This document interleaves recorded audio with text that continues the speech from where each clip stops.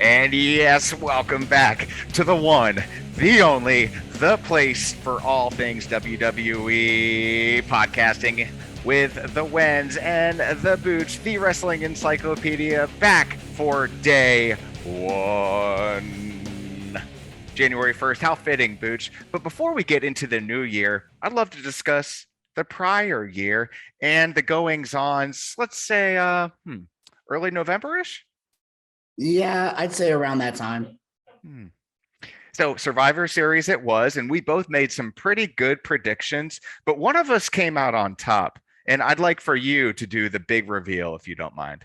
Yes, with a score of 3-2 because of last minute matches that were added that we didn't get to in time, and with some unexpected swerves. 3-2. Wenz is the new champion.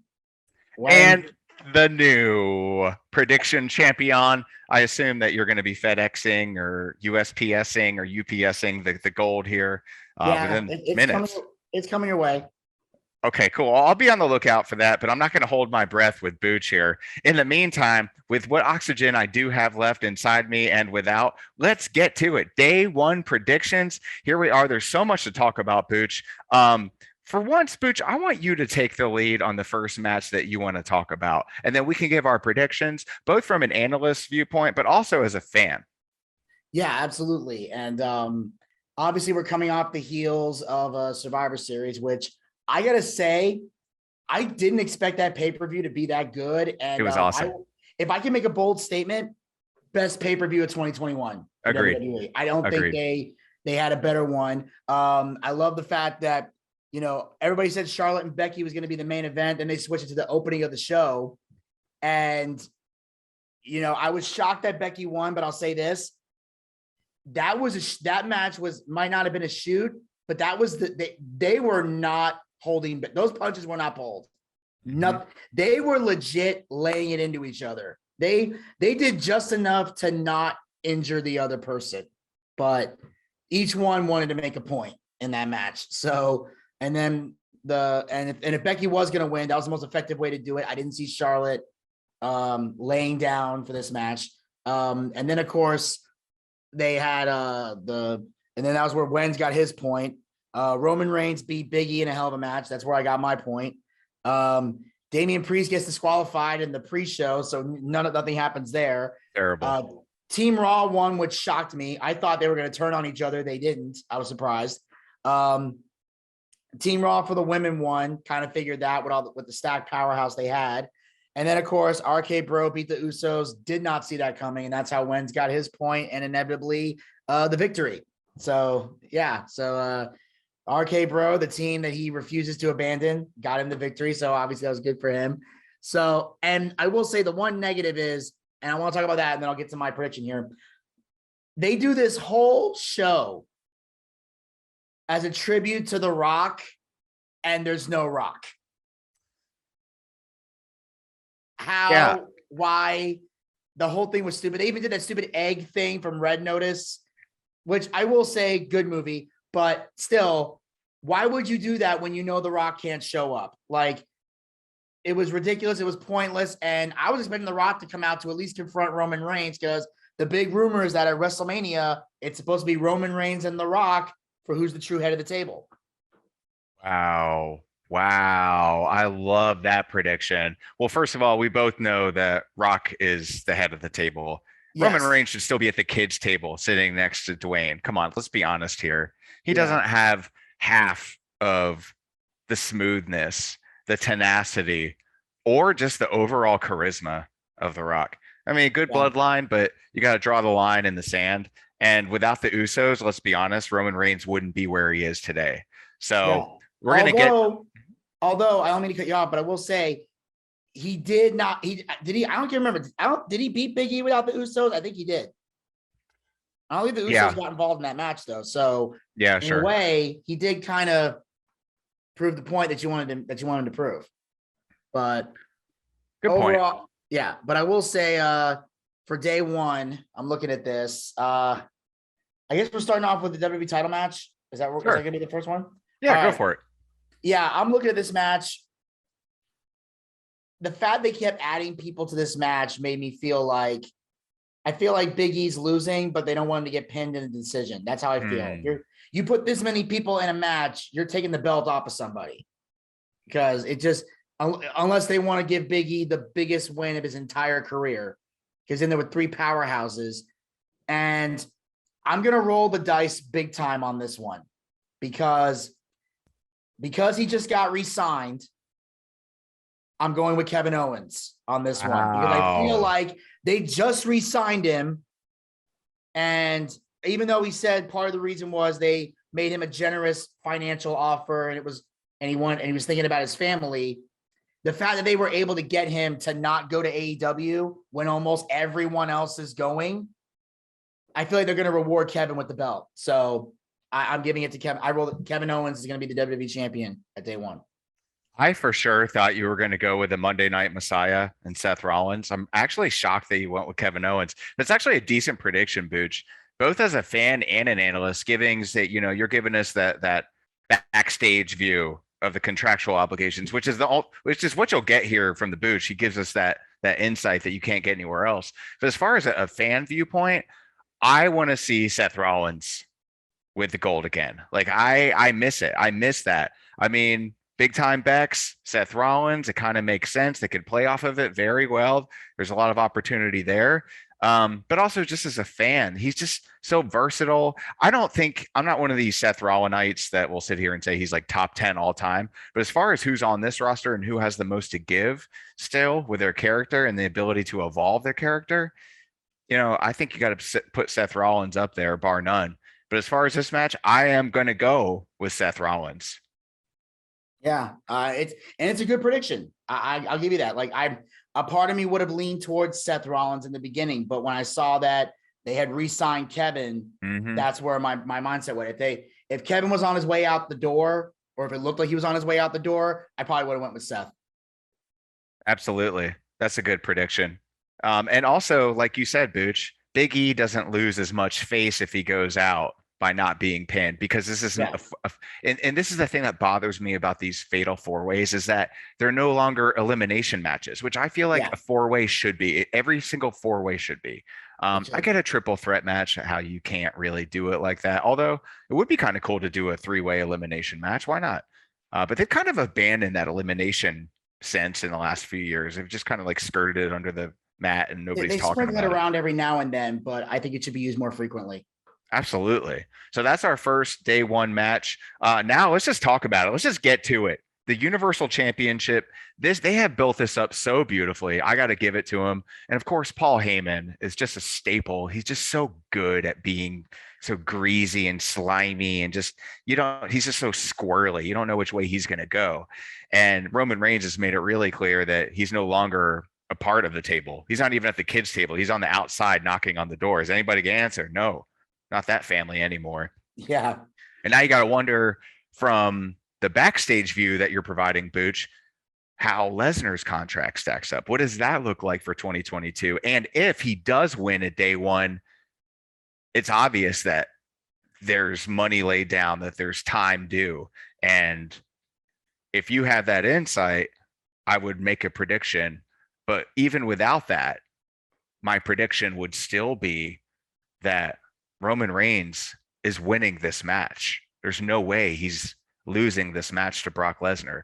I don't know what's happening with contracts and all that, but there's something about this matchup that leads me to believe they're going to continue with Roman Reigns for a little while. Maybe they'll wait till April, till Mania with The Rock. But even then, is The Rock going to take the championship? It would have to be a non-title match. Unless they do The Rock for 3 months, but he's going to be like Lesnar, never there, because he can't even be there when they're doing the egg chase. So, and I agree with you on that. Like if they're going to do a whole tribute for a movie, a plug, you at least have to send a video in. Hey, it's The Rock. Sorry, I couldn't be there. I'm on set, but I wanted to thank you all and blah, blah, like something like that. Just something simple. Yeah. Nothing. There was nothing. Yeah. And we know from his feud with John Cena, The Rock is more than capable of doing stuff via satellite. Yes. We've seen him do. He did that just to build the year-long promo with Cena all the way to WrestleMania 28. So yeah, Fruity Pebbles. He easily could have sent a video. Easily. He's done it a million times before. I don't know if they thought The Rock would get booed for doing that because he did it so much in the past. Like, I don't know.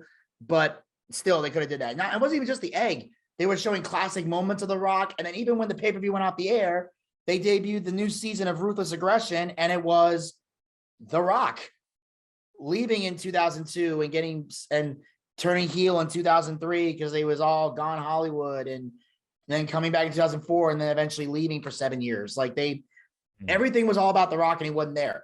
But when I look at this match here, first of all, and I may be in the minority here, I'm not happy this is happening at day one. I'm not. As much as, even though it's in Atlanta and I got tickets, nice. I'm not happy this is happening at day one because I felt like this is a match that should have happened at the Royal Rumble. I would have rather seen this match at the Rumble, have Brock take it at the Royal Rumble, and then it could lead to setting up Roman and Rock for Mania, because it's the thing I say all the time, and they're running out of people. I mean, like I said, and we say it all the time, but it's the truth. Like, you're looking at that list, there ain't a lot of people left.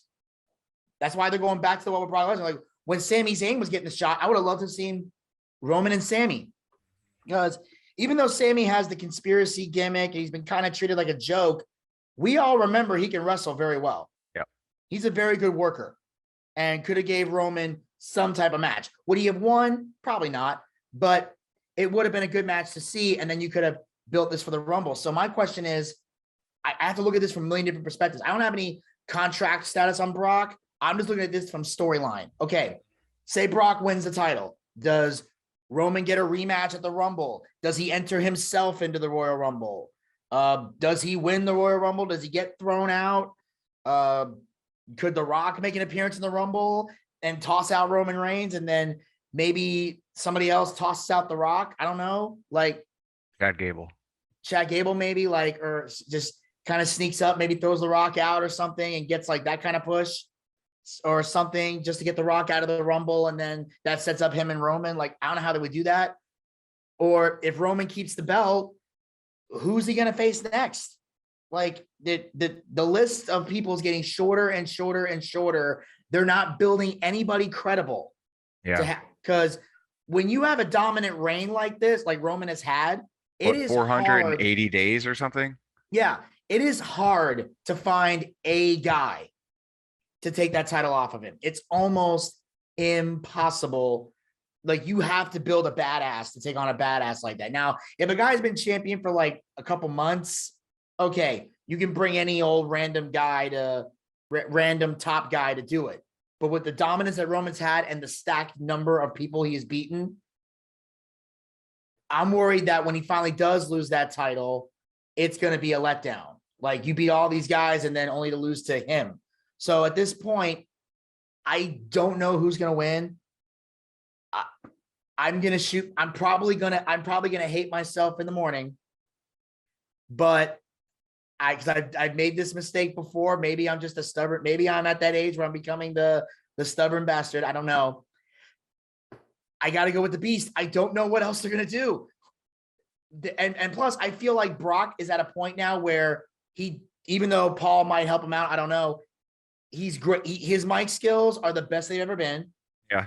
And he genuinely looks happy to be at WWE. Like, I don't know what happened. I don't know if Sable's been putting antidepressants in his drinks or whatever, but he is the happiest he's ever been in a WWE ring. You can tell he's having fun. You can tell he's enjoying himself. And that might mean he might work more dates. He's hanging out with RK Bro. They're just chilling, man? Yeah, maybe that too. I don't know. I mean, Brock's been into crazier stuff. So, but again, like, if Roman wins this, I don't know where he goes from here. Yeah. So I say you got to take the belt off him now. Otherwise, you're setting this reign up for failure because you've not built anyone else. So I'm gonna go with Brock. At the end of the day, yeah, that's where it lies. And you with the Beast and me with the quote head of the table. So that'll be interesting because I think that's going to be, they're going to give us a good match. I sure hope so for the people that paid for those seats. By the way, where are you sitting and how much were your seats? They were about $80 a piece, and I got good, decent lower level seats. Nice. They're kind of good. They're perfect enough to where I can at least see the ring, but I'm not on the floor. But there's floor, barricade, and then a few rows up is me. So are you gonna bring a sign? I've thought about it. You should do Booch and Wenz. Come on for the show. Yeah, we were thinking about doing that. We went to AEW earlier this month. We thought about bringing signs, but we ended up not doing that. But the seats we had, we could see everything. Yeah, and it was perfect. So I'm just hoping as long as nobody 6 foot tall sits in front of me, I should be fine. Well, may the force be with you, sir. Yes. So let's take a look at the Blue Brand SmackDown Tag Team Championships on the line. The Usos, current champions. Speaking of that table, man, it's a big table, but they're taking on the New Day. New Day in recovery mode after just getting embarrassed recently. Kingston's back. The King of the Ring was embarrassed too. Poor Xavier Woods. But this is going to be interesting, Booch. My money, though, is on the Usos still. Yeah. I'm really looking at this, and this is the situation. The New Day has not been getting as good a push as they should. I will say Xavier Woods had a hell of a match with Roman a while back. You know, they just made him the King of the Ring. Kofi Kingston is now back from injury.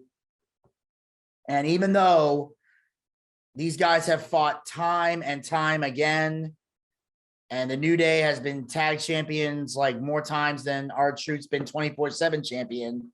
At this point, if you want Xavier to be taken seriously as the king, they got to win these belts or they're dead. If the Usos win this match, you might as well add the New Day to that long list of superstars that have gotten released, because stick a fork in, they're done. They are dead as an attraction. They're dead. There's nothing left for them to do. You will have buried and pounded them into the ground with no hope of recovery, because the Usos have dominated. Again, it's another thing, once you dominate everybody, it's hard to enjoy, because it's like there's nowhere to go. So it's like you don't know what else to do with them. So the New Day, I think, has to win in order to preserve themselves. And the Usos, they'll be fine without the belts. So, but do you think WWE is going to do the necessary thing here? Or do you think they're just going to be like, oh, well, let's see what happens? I don't know. They've made a lot of dumb decisions. They just released Tony Storm recently, so their judgment's not very good at this point. But, you know what? I hate to see her leave, but I love watching her walk away. Oh, don't we all? Don't we all? Hashtag that ass. So, but yeah, so I feel like they got to. It's a New Day. They have to do it. Wow. They're out of their minds. That if they do, Vince is officially out of touch if he drops the ball with this. Like, this day one is like their first pay-per-view of the new year, and people are losing faith in the WWE. This is their chance to get it back. Yeah, stock is dropping. Hopefully the hopes will not follow suit there. So let's take a look on the other side, the Red Brand and the fairer sex, as big time Bex defending her championship against a Liv Morgan, who's really just risen. She's like that good crypto, man. She's like times 1,000, times 2,000 return. And she's being really taken seriously, and rightfully so. I feel she's paid her dues. What say you, Booch? And what's your prediction for this match? This is a tough one to call. A lot of people love Liv Morgan. I'm gonna be honest. I don't see it. She kind of reminds me of, like, she is very much what they call a white meat baby face. Like, very, very goody-goody. You know, she gets a little bit more aggressive when she wants to be, but she doesn't, she's one of those people that when she gets angry, I don't buy that she's angry. I feel like she's acting. You know what I mean? Like, there's some people that can, when they get pissed off, they can naturally show they're pissed off. Liv doesn't strike me as somebody that gets angry often or even knows what that feeling really is. So I feel like she tries too hard on the mic, is what I feel like. A lot of the stuff she says feels kind of forced. Hmm. Like, I could see that. I could see yeah. that. Yeah. I I could see mean, that. Yeah. from the in ring, she's great. I won't take that away from her. But promo wise, I'm not feeling it. Becky's mopping the floor with her verbally. But the thing is, do I think she can take the belt from Becky? No. I think she could. Do I think she could be champion at some point? Yes. Do I think she'll win it at day one? Probably no. I'm not seeing it. Maybe we'll see what happens, but I'm going with Becky Lynch. I don't see Liv taking the belt from her. Yeah, and that's such good insight, Booch. And this is an opportunity for them to really pull the trigger on this Seth Rollins, Becky Lynch duo, this tandem thing. If they want to do it, now's the time. Again, new year, new them. So seize opportunity, WWE. But yeah, I'm with you. I mean, I'm not in love with what they've done with Becky Lynch's character.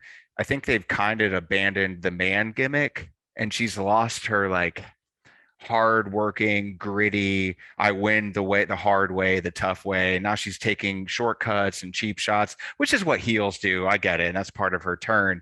But for me, speaking of somebody that it kind of feels forced and unnatural, that's the way I kind of feel about Becky Lynch right now with this new persona. So I do see your point with Liv Morgan on the microphone. It's not natural yet. It's going to take her time to really develop that. And fortunately, now that we're back to a live schedule, she'll get more opportunities in front of thousands and the millions at home. But yeah, like you, I'm taking big time Bex there as champion to remain. Raw Tag Team Championships, RK Bro taking on the Street Profits. If anything, this is a great opportunity for Riddle to really get down and, stack that cash working with the Street Profits outside the ring. But that's a whole nother conversation here. RK Bro, the champs, I feel, why abandon the gimmick now? It's red hot. They're selling t-shirts like crazy. They're believable. The fans are behind them. And even Randy is into it. And if you can get Randy Orton to buy into this, it took some time and it wasn't an early adoption, which I'm thankful for. It makes sense now. And although you don't like it, everybody's chiefing on this tag team, bro. Yeah, and now they brought Riddle back to NXT as well to manage a tag team that I hate just as much as I hate Riddle. Well, not just as much. I have my other reasons for hating Riddle. I just don't like MSK. So now it's like I thought NXT. I'm like, great, I can get away from Riddle. Nope. Now he's back at NXT. Ever. Like crap. So I think because just for that alone, they're trying to find this like shaman who's an expert on tag team wrestling, and I'm like, they've held the titles once. That doesn't make you a tag team expert. Like the tag team expert is somebody like one of the Dudleys, the Hardys, Edge and Christian. Buff Bagwell is a tag team expert. This guy's not a tag team expert. But either way, you're absolutely right. They're not going to abandon RK Bro. As much as I would love to see the Street Profits win the belts because they're my favorite tag team on the roster, I'm going with RK Bro. I can't risk. That's not a gamble I'm willing to take. I've taken enough gambles already on this show. I need some safe bets along the way, so I'll give it to RK Bro. They're gonna win. I just want you to understand that in Riddle years or Riddle minutes, I think would be a better applicable analogy here. For every one of our minutes, Riddle experiences 420 minutes. So that's why he's a sensei. That's why he's able to basically teach how a tag team is done and operated and shows the success. So just so you know, there's that time there, 1 to 420. It's just completely coincidental. It happens to be 420 for Riddle, but yeah, totally. But I love this tag team, and yeah, there's no reason for the Street Profits to beat them right now. Down the line, we'll see. I could see a potential split. It's kind of like we're seeing with Omos and AJ Styles. It's going to happen eventually with RK Bro, but now's not the time. Not right now. So we both agree on that one. Edge versus The Miz. Booch, I just want to say that I mean, I teared up a little bit when they renewed their vows. And to see Edge Is there something funny? No, keep going. Okay. And then to see the rated R superstar not mind his own business, come down and ruin their white wedding with the sound, Booch, the sound that I haven't heard in over 20 years, it seems. And all of a sudden, everything's black and dark and terrible. Terrible. I'm sorry. You please take over for a minute, too. Yeah, terrible. I gotta personally now, ladies and gentlemen, what I thought was terrible was the Miz apparently got eliminated from Dancing with the Stars a little early because all of a sudden he shows back up on TV and I'm just like, crap. Like I'll be honest, I was loving the fact, like everybody's like, what do you think about the Miz being on Dancing with the Stars? I'm like, I love it. They said, you love it? I'm like, yeah. If he's over there dancing with the stars, he's not in the ring. I don't have to see him in wrestling. Like, please go to Hollywood. I would love for the Miz to be an actual A-lister in Hollywood and not the wannabe A-lister that he claims to be. Like, I would love to see him in Hollywood films and all over the red carpets and do all that stuff. Because if he did all that, he wouldn't be in a ring and I could enjoy wrestling. But they needed to give somebody to work with. They're giving him the Miz. I guess it's going to be a good match. I mean, they've been trying to go at it verbally. Edge has done some great mic work. I love the fact that they've referenced things that you normally couldn't reference. They mentioned the thing about Miz getting his name dropped on AEW when CM Punk called MJF a less famous Miz. I thought that was a great line because although people have tried to compare Miz to MJF, although I believe MJF is more skilled in every way, shape, or form, but either way, it was a great segment. So the way I see it, this match is going to be good. Edge is going to find a way to make it good. And the way I see it, I'm probably going to go with the Radar Superstar on this one. I'm going to go with Edge. I feel like Edge is going to win. I don't see the Miz picking up the victory, even though I feel like Edge is at a point where he's trying to put the young guys over. The Miz is not a guy he should be putting over, and the crowd wouldn't buy it. That's the thing.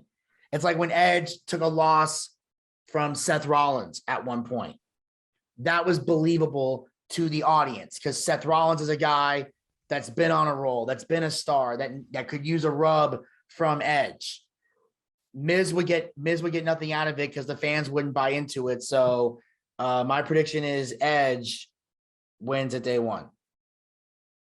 Sorry, Booch. I needed a minute. I was crying. I was weeping so loudly that I woke up my son from his nap. I feel terrible. But he also needs to see what true love looks like. I mean, it's a good depiction with his mom and dad, but still, just people on TV. It's so rare to have role models like Miz and Maurice that can really show you what it's truly about. So yeah, absolutely. Let me toughen up here and move on. But we have a couple more matches here. Actually, wait, you still have to tell who are you picking in this match? Oh, 100%. Edge is going to win. Not that he should. He should lose very badly, but Edge is going to mop the floor with the Miz. It's just the way it is in this world, unfortunately. Some things are just not fair, Booch. Absolutely.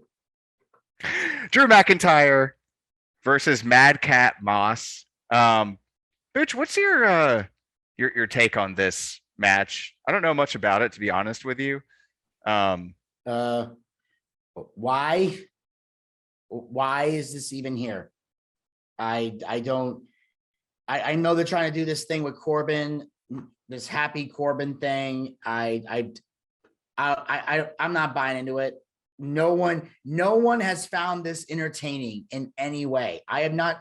This match has been terribly built up. It's like, this is what Drew McIntyre has been reduced to. I would at least rather see him go for the Intercontinental Championship than waste his time with Madcap Moss and Happy Corbin and whatever BS they're involved in. Drew McIntyre, if Madcap Moss wins this match, it will be one of the saddest things I've ever seen in wrestling. And I've seen a lot of sad things in wrestling, especially over the last couple of years. So Drew McIntyre is winning this. This ain't even a contest. In my upset special ear right here. This is the SHIB coin pre-October of 2021. Picking Madcap Moss right now is like throwing $100 down on January 1st, 2021, and being a millionaire 44 times over in October because you had some faith. I, believe it or not, am throwing down a stack on Baron Corbin's new character, because here's the deal. This guy has been an unbelievably underutilized, underdeveloped talent. He has size. He's an ex-football player. He's an ex-fighter. I mean, this guy could do it all. So he has the size. He has the attention of the universe, because although he's been overlooked and marginalized, people know who he is. You don't have to convince people of who Baron Corbin is, or this new Madcap Moss, or Happy Corbin, whatever it is. To me, this is an opportunity for them to have him win by this like really unconventional circumstance. It could be a roll-up pin. It'll be something unexpected, something that would be like you can explain away if you're a McIntyre lover and say, oh, well, Drew got screwed or something like that happened. So my pick for this match is that Madcap Moss defeats Drew McIntyre on day one. Wow. Live from the A. Wow. And I thought I was rolling the dice. That is crazy. It is. It might be. You might be right. I might be crazy. But one thing I know for sure, Booch, is we will never, ever leave Wenz World without saying a couple key things. One of which is, have a nice day. The other is, bang, bang.